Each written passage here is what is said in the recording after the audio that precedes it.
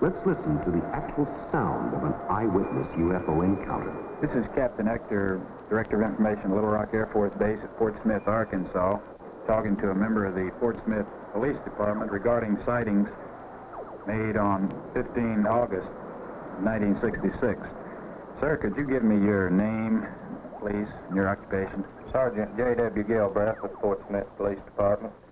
At approximately 10:30, the night of the last date, August 15th, I was sent by the radio operator to the cemetery on State Line Road in this city, be about the 4500 block.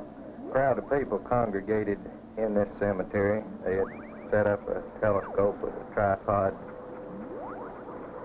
legs and informed myself and Officer McFadden that they were observing some flying objects in the sky.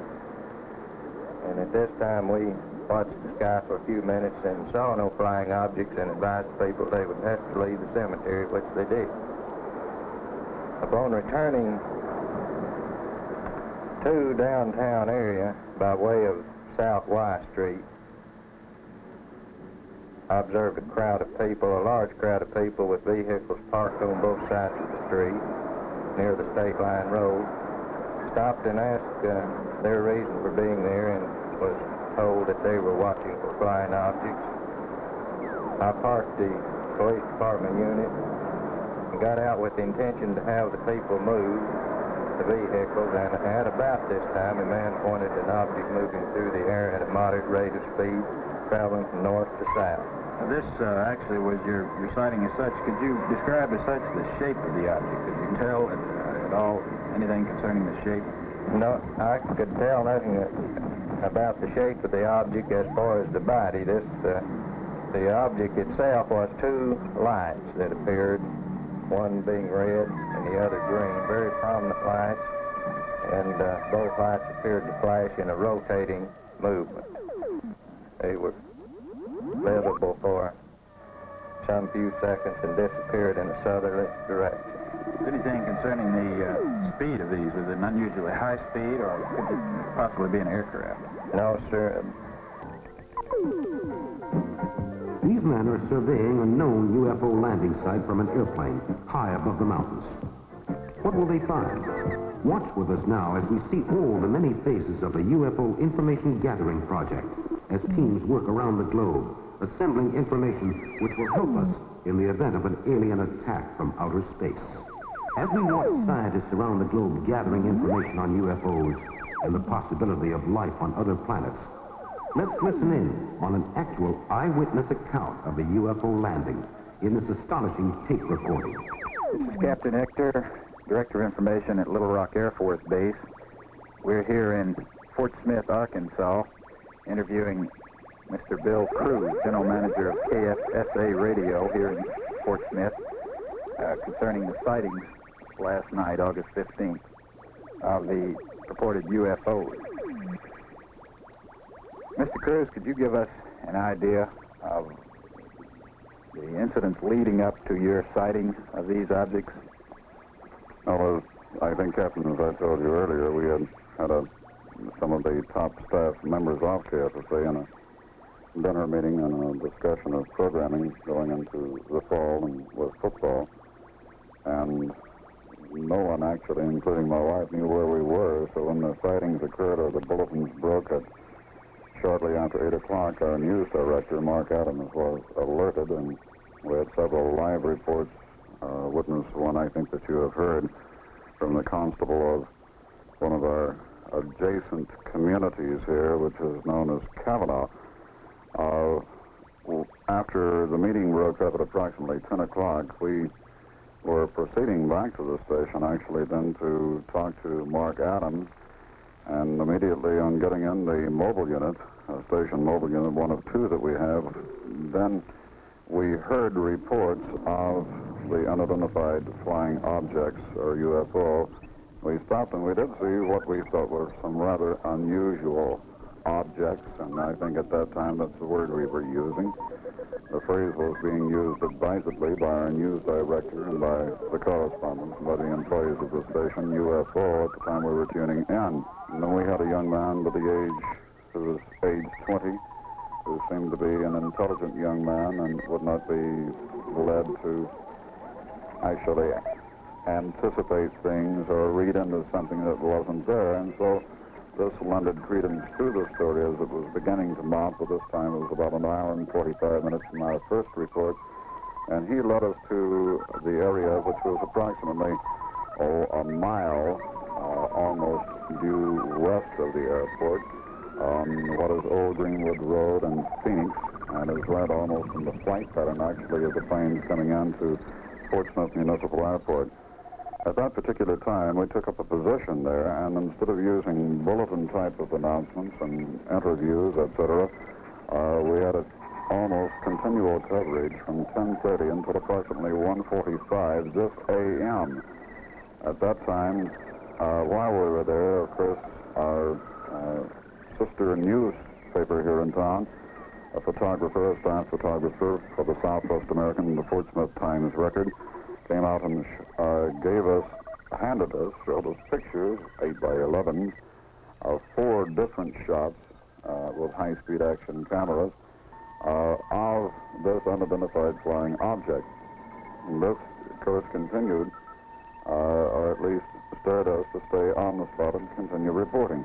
We did see, I did personally see, an unidentified flying object. It was completely different than the object looked in the photographs that the Southwest American has taken, and of course you have seen those photographs.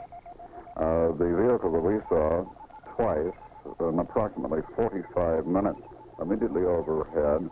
We were using stars, poles, anything that we could as getting a fix on the position and trying to trace their movement, which always seemed to be in a clockwise motion. This vehicle, maybe it was the same, maybe it was a different one. We did see 3 different sightings out there, 3 different what we thought were unidentified aircraft. But they did pass over with an interval of twice in 45 minutes, right almost in the same spacing between those same 2 stars, at what we could say was a tremendous acceleration, and the pattern, or at least the shape of the unidentified aircraft, was in what I have described as delta swept-back wings, or if you wanted to break it down in layman's terms, the shape of a boomerang, or the extreme angle type of description of the craft. As I said, it was a pattern, definitely a basic pattern. People stayed there for hours to verify us, so that even though a lot of us had been going for quite some time, our news director from about 5 a.m. in the morning called back onto the scene to report this. Up until approximately 1:45, we were all tired, and we kept asking, especially people 40 years and older, people who, one gentleman, by the way, from Little Rock, who is a member of the National Guard, 24 years of age, if he had seen anything like this, and he said definitely no, continuing to talk and describing what commercial aircraft and all aircraft, the type of markings they have to have, the red and the green lights in the wing, etc., and the rotating red tail light, I believe it is, on the tail assemblage of the craft.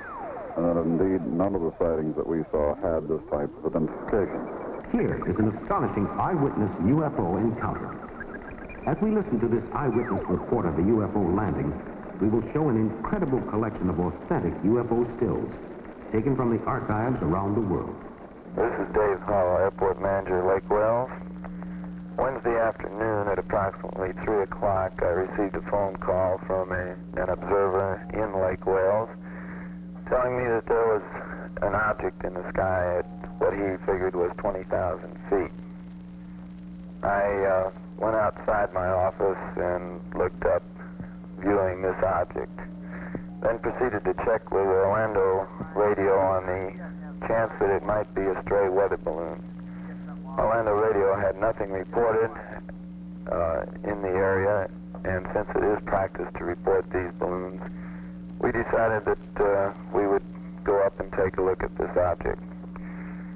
We entered a Piper Apache aircraft, twin engine, and proceeded to climb up to try and view this object. We climbed to 16,500 feet over and had the object in view all the time. At 16,500 feet, the object appeared to be 50 to 60,000 feet above us. We kept the object in sight, circling it at all times, thereby eliminating the chance possibility that it might be a star. Upon receiving a upper winds report, giving us winds at 50,000 feet of 22 knots, we disqualified the chance that it might be a weather balloon because of the fact that at 22 knot winds, a weather balloon would have been drifting, and this object stayed stationary directly over Haines City for more than 2 hours, as we were up from 3:30 until almost 6 o'clock circling this object. The object appeared to have some sort of a tail or trailing fuselage type design. It appeared to be oblong in shape. The tail part of the object was not visible at all times, probably due to sunlight reflection. We discount the fact that it could have been a weather balloon due to the fact that the object was much too shiny. Weather balloons are coated dull with a powdery effect so that they will not shine and reflect. All the people in the aircraft with me during this time were licensed pilots, have been flying for many years, and have seen many such weather balloons, and therefore we discount the weather balloon theory on the basis of our own past experience. We kept the object in sight until approximately 5:42, at which time the object appeared to be ascending rapidly, and on our next circle of the object, it had completely disappeared. There appeared to be no descent whatsoever to the object. This is Dave Hull at Lake Wales.